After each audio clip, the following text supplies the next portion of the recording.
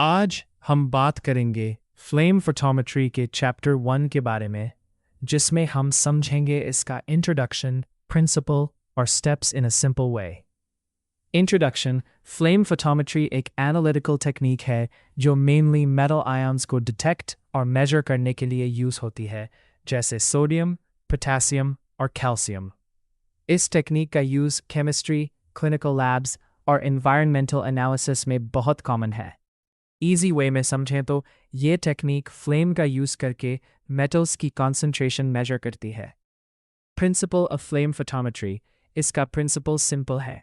जब कोई metal salt solution flame में इंट्रोड्यूस किया जाता है तो उसके एटम्स हीट अब्जॉर्ब करके एक्साइटेड स्टेट में चले जाते हैं। जब ये एटम्स वापस ग्राउंड स्टेट में आते हैं तो वो स्पेसिफिक वेवलेंथ की लाइट एमिट करते हैं। हर मेटल का अपना यूनिक कलर और वेवलेंथ होता है, जैसे sodium yellow flame, potassium violet flame. इस एमिटेड लाइट की इंटेंसिटी डायरेक्टली प्रोपोर्शनल होती। Depths in flame photometry easy flow. अब मैं तुम्हें step by step process simple way में समझाता हूँ। नेबुलाइजेशन। सबसे पहले लिक्विड सैंपल को नेबुलाइजर के थ्रू फाइन मिस्ट या एरोसॉल ड्रॉपलेट्स में कन्वर्ट किया जाता है। डिसॉल्वेशन। इस स्टेप में ड्रॉपलेट से सॉल्वेंट यूजुअली वाटर इवेपोरेट हो जाता है और सिर्फ सॉलिड पार्टिकल्स बच जाते हैं। वेपराइजेशन। अब ये सॉलिड पार्टिकल्स हीट के कांटेक्ट में आकर वेपर फॉर्म में कन्वर्ट हो जाते हैं। Atomization. Vapour phase molecules break होके फ्री न्यूट्रल एटम्स बना लेते हैं in the flame. Excitation. Flame की हाई एनर्जी से ये एटम्स एक्साइटेड स्टेट में चले जाते हैं। इमिशन। जब ये एक्साइटेड एटम्स वापस ग्राउंड स्टेट में आते हैं तो वो स्पेसिफिक लाइट इमिट करते हैं, जिसको डिटेक्टर मेजर करता है। Types of flame photometer. Flame photometers को मेनली 2 टाइप्स में डिवाइड किया जाता है। 1. Single channel flame photometer. इस टाइप में एक टाइम पर सिर्फ एक एलिमेंट मेजर किया जाता है। मतलब अगर हमें सोडियम या पोटेशियम एनालाइज करना हो तो एक एक करके मेजरमेंट होता है। ये सिंपल और कॉस्ट इफेक्टिव होता है, बट थोड़ा स्लो होता है। Dual channel flame photometer. इसमें 2 एलिमेंट्स या 2 वेवलेंथ्स को साइमल्टेनियसली मेजर किया जा सकता है। इसका एडवांटेज ये है कि टाइम बचता है और एक्यूरेसी भी बेटर होती है compared to single channel. Simple words में सिंगल चैनल एक 1x1 मेजरमेंट, डुअल चैनल एक साथ मल्टीपल मेजरमेंट। इंटरफेरेंस का मतलब होता है जब किसी एक्सटर्नल फैक्टर की वजह से फ्लेम फोटोमेट्री की रीडिंग एक्यूरेट नहीं आती। इसमें मेनली 5 टाइप्स ऑफ इंटरफेरेंस होते हैं। 1. Spectral interference.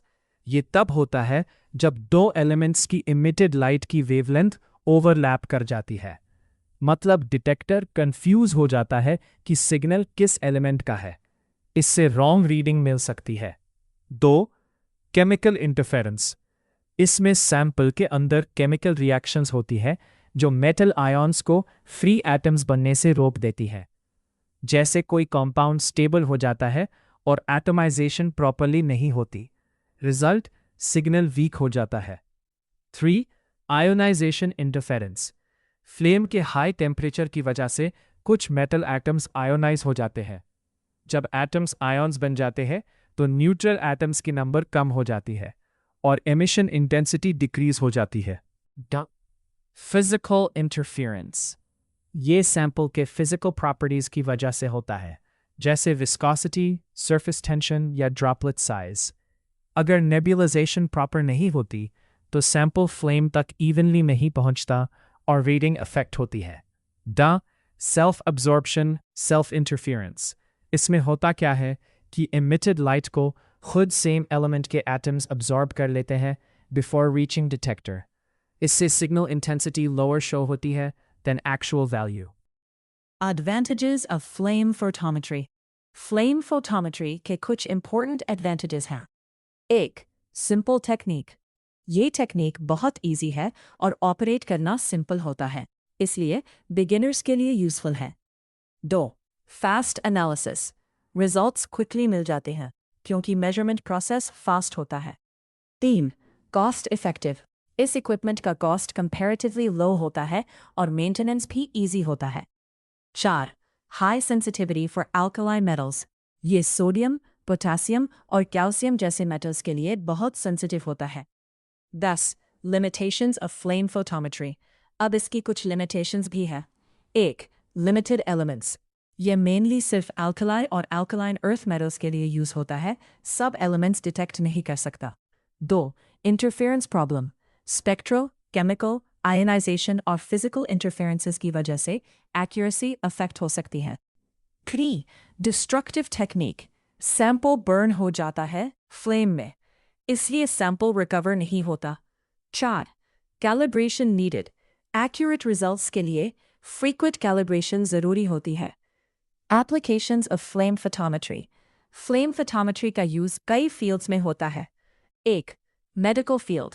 ब्लड सीरम और यूरिन सैंपल्स में सोडियम, पोटेशियम और कैल्शियम लेवल्स मेजर करने के लिए यूज़ होता है।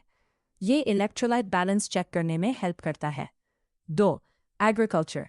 सॉइल और फर्टिलाइजर्स में मेटल आयंस की कॉन्सेंट्रेशन चेक करने के लिए यूज़ होता है, जो क्रॉप ग्रोथ के लिए इंपॉर्टेंट है। 3. Pharmaceutical industry. मेडिसिन्स में मेटल कंटेंट एनालाइज करने के लिए यूज़ होता है। 4. Environmental analysis. वाटर सैंपल्स में कंटामिनेशन और मेटल आयंस डिटेक्ट करने के लिए यूज़ होता है। 5. Industrial use. ग्लास, सीमेंट और मेटल इंडस्ट्रीज में क्वालिटी कंट्रोल के लिए यूज़ होता है।